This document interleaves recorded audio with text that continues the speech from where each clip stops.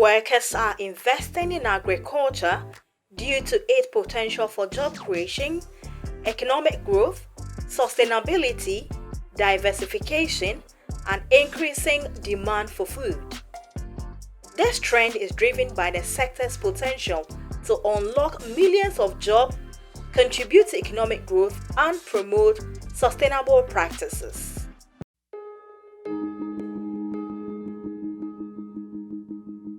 Myths at all. A corporate worker who is breaking the mold. I'm Ato Coffie, a corporate person with over 12 years of experience, with a background in IT and accounting. Currently, the CEO of Jacob Farm. We have been in this for the past 4 to 5 years. Our farm is located at Gomwa Odumasi in the central region, a town which is very close to Gomwa Porting.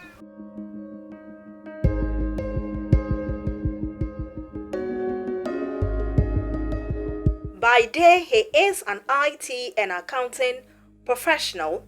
By passion, he is a farmer. Ato's story is one of many where individuals from different walks of life are finding solace and opportunity in agriculture.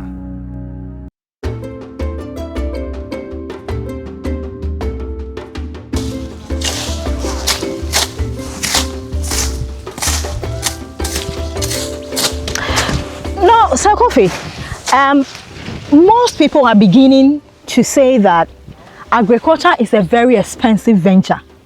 It is no more for poor people. How expensive is agriculture? Well, it's not that much expensive, but if you want to produce quality, you have to spend on it. So that is somehow true, but it's not entirely true. When you mention quality, what are you referring to for the benefit of those who are about to learn something from you?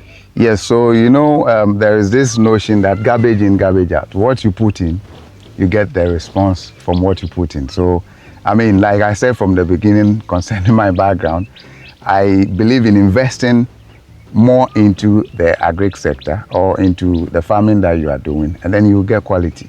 For example, you don't have to plant just any maize like that. You need to get the variety that is very good for the market, because ultimate means is the market, and you have to make sure you plant such one, and that one will come at a cost. So definitely you have to spend some money to get it. Okay, what is the total land size of your farm?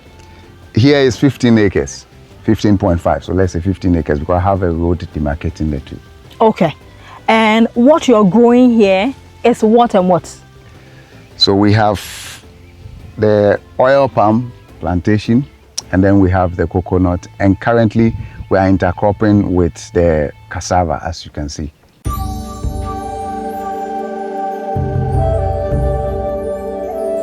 Why the choice of these crops? Well, you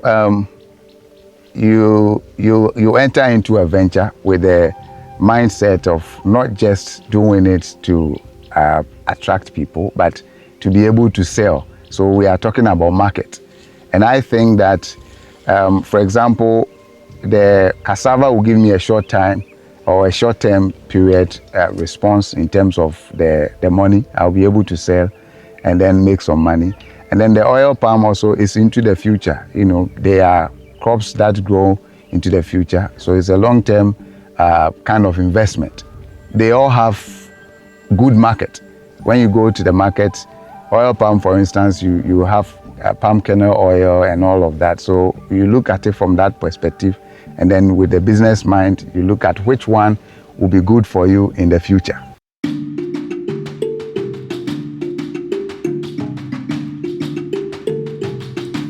Who inspired this journey?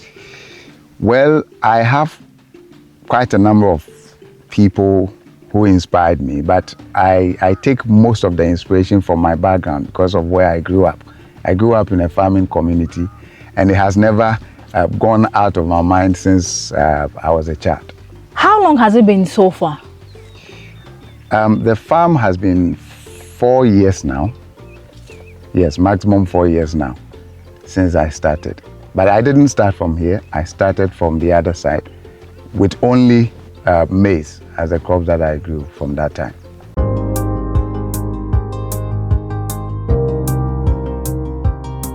Tell me about the journey, the setbacks, the achievement. How was the journey like?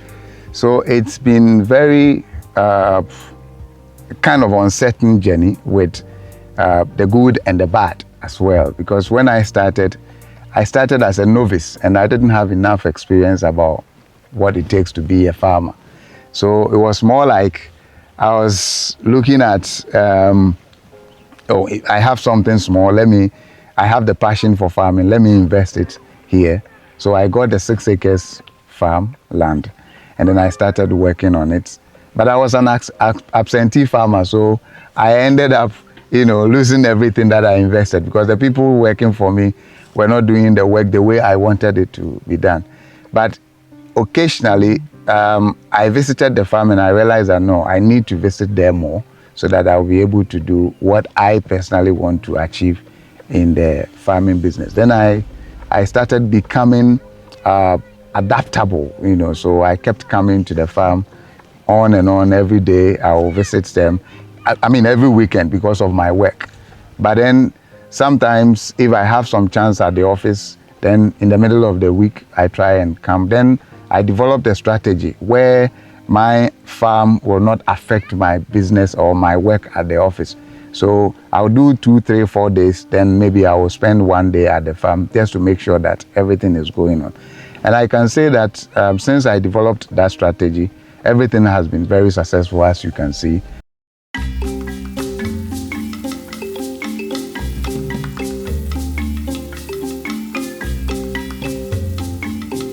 How many jobs have you created in this community? Well, I can say that a lot, because if we go down there, you see about 15 people working. And every season, I create a job for not less than 20 people. Because when it's about spraying the weeds, that's weed control. When it's about applying the manure, when it's about weeding, clearing the land to start the planting of the maize or the cassava, all at times I need people and I employ them. But currently I have 5 of them who are working for me permanently. Okay. So they are not casual. They work for me and then I pay them. One of Africa's biggest challenge has to do with unemployment. A lot of people are of the notion that agriculture can be the solution to ending unemployment. In fact, we have Unemployed Graduate Association in Ghana. Do you agree to that? Well, it's my agreement is in a 50-50 kind of, because I agree and I disagree. So the part that I agree is the part that I think when people get things to do, I mean, when they get themselves equipped with the agriculture, they start working in the farm, they will create some job for themselves.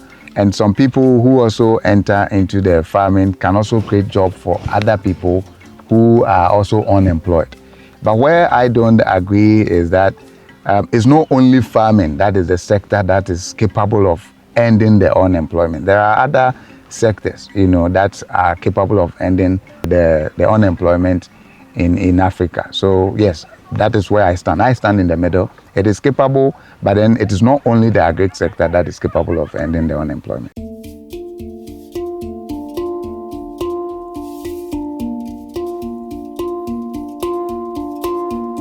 I do have I have an idea, because if you listen to the beginning, how I started, we the corporate people, we have gained quite a lot of experience in what we do. And because of that, when we start anything, we don't lose sight of how to keep record. And that's the best thing, that as a farmer, it helps you to know whether you are growing or you are not growing. So yes, obviously I know. Yeah. Have you started recouping the investment yet? Yes, I did recoup a lot even from the very first year I grew maize. Having maize on 15 acres land, and we had a very, bumper harvest. It was very good. So obviously, from that very first year when I cleared the land, I recouped something.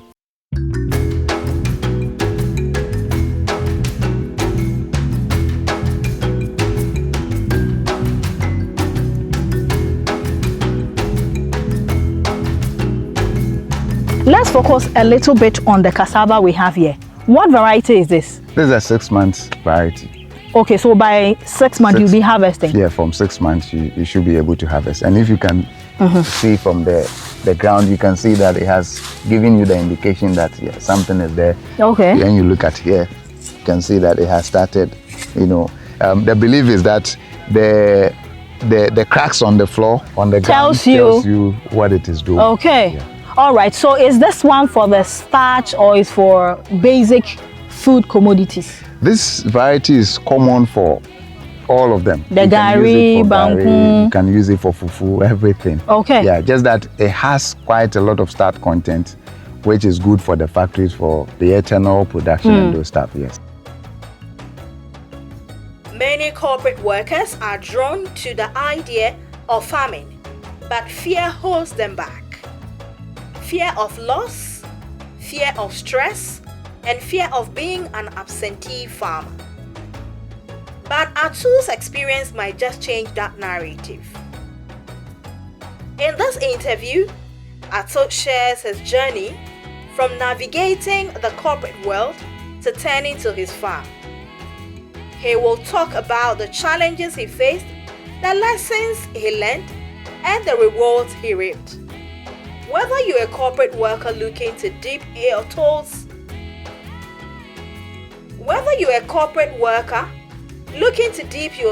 into farming, or simply curious about the intersection of tech and agriculture, this conversation is for you. My journey as a farmer has encountered quite a number of setbacks. And the most important ones that I would like to share with my colleagues in the corporate world who also want to venture into it is loyalty, and then time, and then money. Because you need to have time at the farm. You can't be an absentee farmer. And then also you need to have people who will be loyal to you.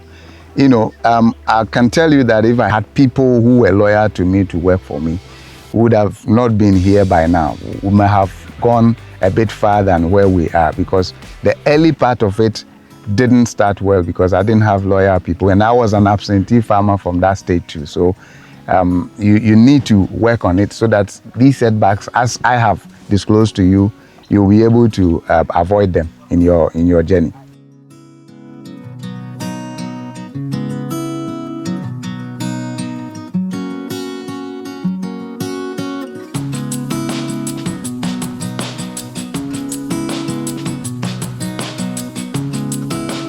Agriculture is also classified as a very rewarding venture. Do you see the potential since you started so far? Yes. Obviously, people have their way of describing the reward. But the reward I see here is a kind of fulfillment I get. I get some pecuniary rewards, that is some money from what I do. So when I harvest, I get a lot of, maize, I get a lot of cassava, and obviously that is what everybody is expecting. But also I see the impact it creates in the people around, and that also boosts my energy to even do more, because I find that also rewarding. Okay. The oil palm, what are you going to make out of it? Are you selling it raw, or you want to add value? Well, I have a big plan, and I would like to add more value to it. Yeah, so that I will reach the potential that I want to achieve. So maybe from the beginning, where I have not attained the exact level I want to attain, I will sell it raw, but eventually I will get into what I want to do.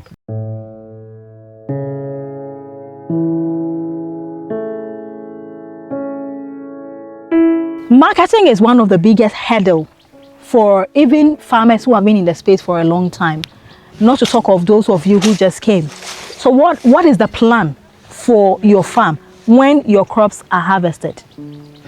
Obviously, it's not easy to get the market. But one thing I did, especially even from the beginning, was to know who to buy my what when I produce. So unless I decide that I want to keep my maize, I have people who are ready to buy. I was in touch with quite a number of poultry farmers around my area, just to know the type of maize that they wanted. So if you check my stock, you see that I have the yellow one more than the white one, because most of them wanted that one. And then the same applies to the cassava. I have a place that I would deliver to. So I have always tried to find the market before, but even that is not easy, because although you find the market, you present your goods to them, and someone may have also presented their goods to them. Yeah. Sometimes you have to give it to them on credit and all of that. So I think we have to even do something about the market for farmers to find and get where they want to present their goods for sale.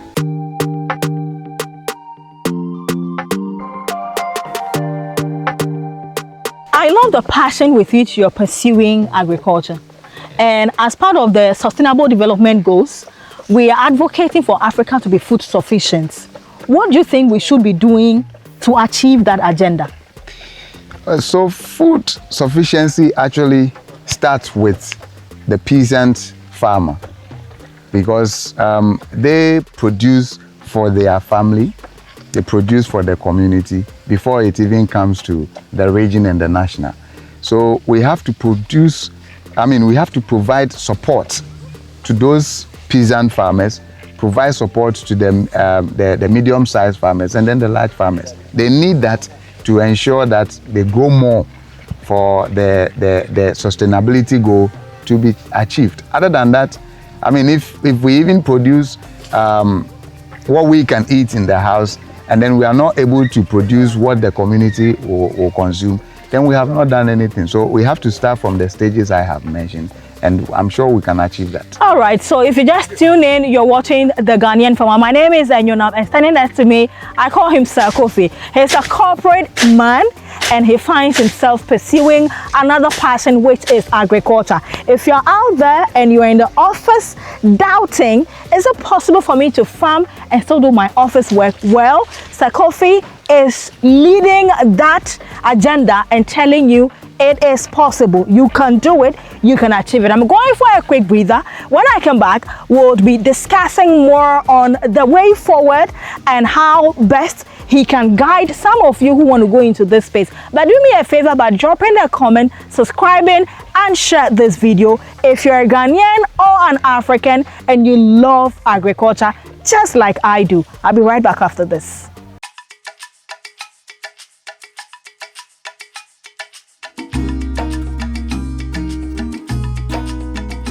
A lot of young people want to come into farming or agriculture, but their challenge has to do with, do I lease or I should buy?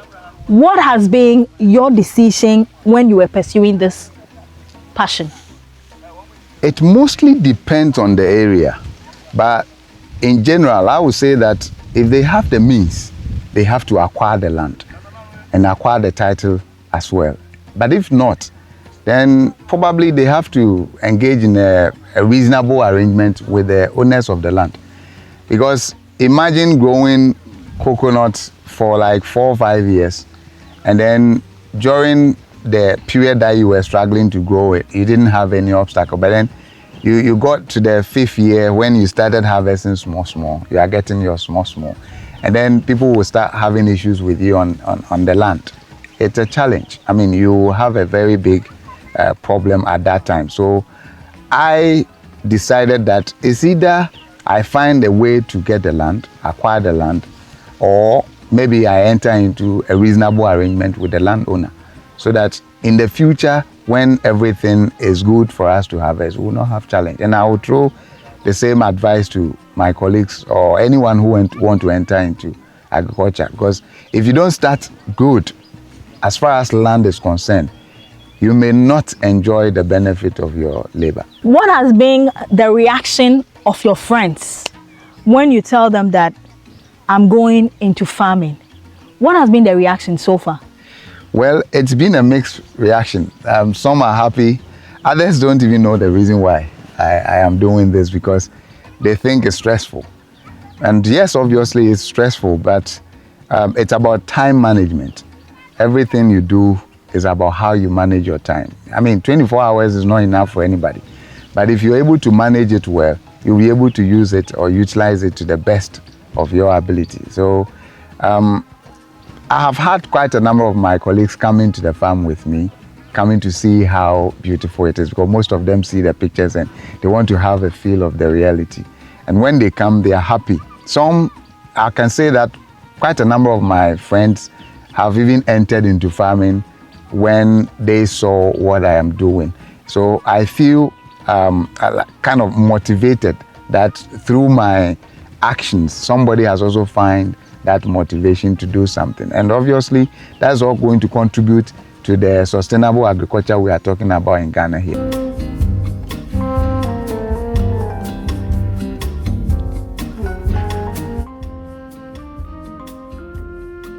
Are you practicing irrigation farming or rain-fed? I'm practicing the rain-fed agriculture because I don't have irrigation yet. Are you proud of what you're doing? Yes, obviously I am a very proud person in what I do. I've been proud in every area, and this is not an exception. I want to actually grow very big to become a commercial farmer in a very near future, obviously, because I am working towards that. Yeah, and that is not also taking away my other side. You know, I'm blending the two, making sure that they work hand in hand and go together.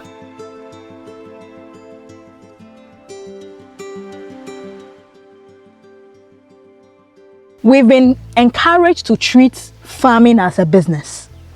How are you applying that practice you have in the corporate world to your present venture? Application of the systems I have or I know in the corporate world has actually helped a lot, because I'm able to keep records. So for example, if you are able to determine that the beginning of this season up to the end, I have spent, let's say, 10,000 Ghana cedis. It is easy for you to determine that you made a profit in that season or not, because you are going to sell the maize, you are going to sell the cassava, and when you sell, you know how much you make. So you deduct that expenditure from the profit or the revenue that you have generated, and you'll be able to tell that I made profit. And I can only encourage my colleagues who intend to venture into agriculture to take whatever they know from the office to their farm. Keep the records of your labor, keep the records of your input, keep the records of everything. And at the end of the day, you will be able to take those expenditure from whatever revenue you generate. And you can sit back and say that, look, I made a profit of X, I made a profit of Y. So I can either plow back that profit into it, or maybe I'll source for another fund to add to what I have to boost your capital for you to enjoy a very big commercial farm, which I see myself in it in a very few years to come.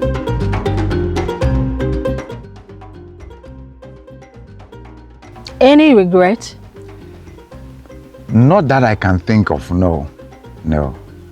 I have no regret in entering into agriculture. So if you were given an offer to quit farming because the offer is juicy, will you accept or not? No, I will not accept it, because I think about the future. And you see, aside the market that we discussed earlier, for example, growing oil palm, growing coconut, I want to do something that has that future implication. Wherever you find yourself, you should have that kind of fulfillment. So yes, maybe it could be a very juicy offer.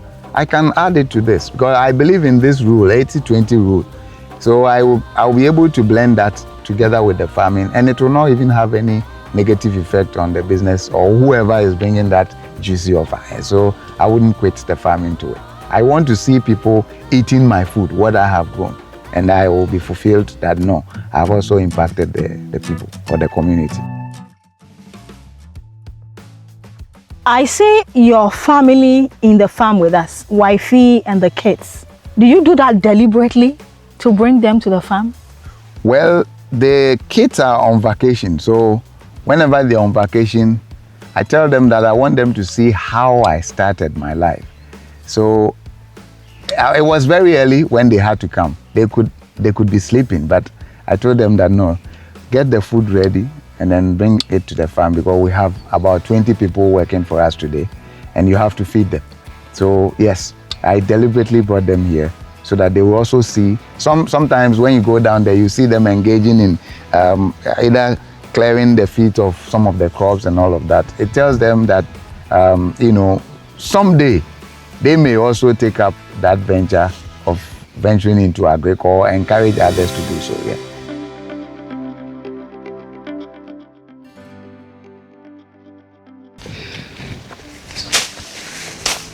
The notion that agriculture or agri farmers are exaggerating about the profit making is a myth. I see it as a myth because it's indeed rewarding. You have to invest in more energy and definitely you will get the reward. We have a lot to prove that, yes, we started about 4 years ago, but we have a rewarding venture that we can say that if you invest in it, you will not lose anything at all. You will enjoy the benefit of your investment. And obviously, it is also producing or providing some support and other sustainability measures to the people in the community. And I am proud of that. Okay. Your top 5 agribusinesses. I'll start with oil palm because, even when you go to our villages, you say, Abe, ewo mfasuo bebre. So I will start with oil palm, then I will go to coconut, which is similar. And also you look at it from the long-term point of view as an investor or a business person. And then I will come to pig farm, that's piggery, which also has the potential of growth, when you do it well, because they give birth to quite a lot. If you're able to supply them with the need, and then you provide them with what makes them what they are, I'm sure you will enjoy it. And then I'll go for poultry again. That's beds, poultry beds. Then I'll come down to my maize and then my cassava. Okay. Your last words to people watching you across the globe. What would be that word you want to leave with them? And finally, how do we find you on social media? This goes to my colleagues who are in the corporate world, that I want to encourage them that you can do farming alongside your office work. It's not only about the office, and sometimes it's not also only about the farming. If you see yourself to be here, you can be here indeed. And then to the youth and the young ones out there, agriculture, particularly farming, is not for the less privileged or the illiterate. We all can do farming. Everybody, be it a corporate person, be it somebody who don't have, an unemployed or whoever you are, because the lands are available. If you're able to acquire the land and you have what you want to do in mind, you plan ahead, you will be successful. I can assure you that, because I have tested, and then I can tell you that yes, it is doable. You can find us on the social media, on Facebook, on Instagram, on X, at Jacob Farms Official, Jacob Farms Official, on all these social media networks.